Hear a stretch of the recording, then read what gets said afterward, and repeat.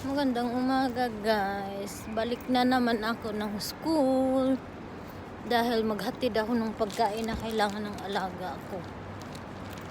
Yung food platter galing sa Alder Sweets.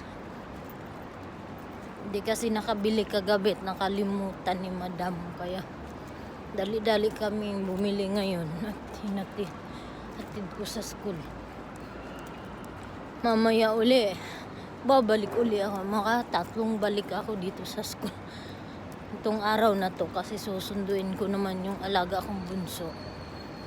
Mamaya mga 11:15 ganun. Ito yung school nila. Sa loob niyan. Kaya iabot ko lang to sa reception at makisuyo ako kung pwedeng ihatid sa Arabic classroom ng alaga ko para sa nila break time. Ito yung paligid ng school. Ayan, may bagong building tinatayo, yung may crane yun sa taas. Yan.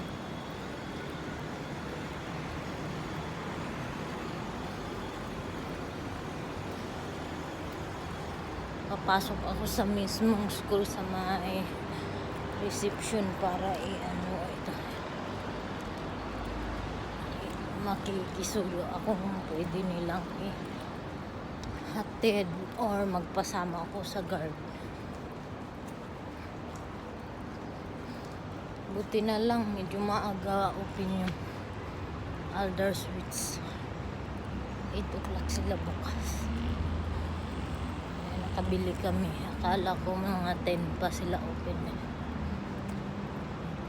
Dito na ako guys. Ito, Marriott Kitchen Equipment. Gusto yung bumili ng gamit sa kusina pag nagtayo ng restaurant. Ito yung school. Mismo yung building. Ayan. Mga bus nandito nakaparking. Mamaya labasan. Half day lang ang pasok ngayon dahil Friday. Ito, andito na ako guys. Papasok na ako sa Summit School.